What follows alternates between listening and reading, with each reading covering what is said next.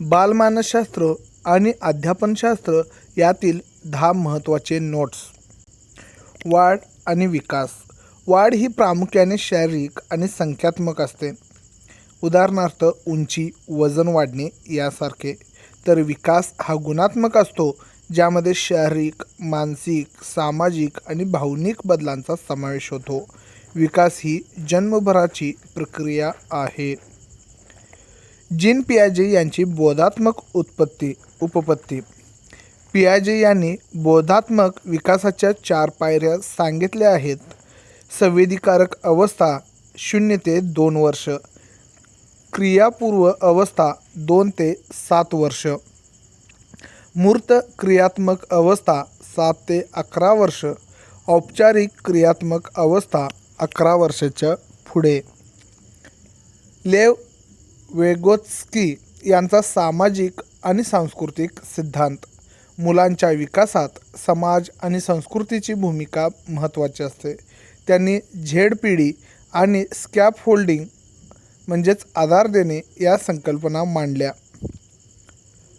आनुवंशिकता आणि वातावरण. बालकाच्या व्यक्तिमत्व विकासावर आनुवंशिकता म्हणजेच पालकांकडून येणारे गुणधर्म आणि वातावरण म्हणजे सभोवतालची परिस्थिती या दोन्ही घटकांचा परस्पर परिणाम होतो. सर्वसमावेशक शिक्षण. सामान्य मुले आणि विशेष गरजा असलेली मुले म्हणजेच CWSN यांना एकाच छताखाली कोणत्याही भेदभावाशिवाय शिक्षण देणे म्हणजे सर्वसमावेशक शिक्षण होय. लॉरेन्स कोहलबर्ग यांचा नैतिक विकास सिद्धांत. लॉरेन्स कोहलबर्ग यांनी नैतिकतेच्या 3 पातळ्या pre conventional, conventional, post conventional असे 6 टप्पे सांगितले आहेत. त्यातून मुलांची योग्य अयोग्य समज विकसित होते. अध्ययन अक्षमता.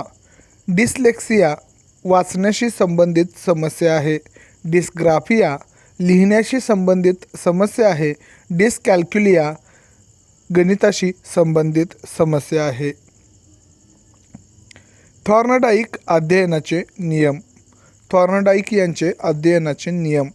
सज्जतेचा नियम, सरावाचा नियम, परिणामाचा नियम. बालकेंद्रित शिक्षण. या पद्धतीत शिक्षणाचे केंद्र बालक असते. बालकांच्या गरजा, क्षमता आणि आवडीनुसार अध्यापन पद्धती ठरवले जाते. यात शिक्षकाची भूमिका केवळ एक सुलभकाची असते.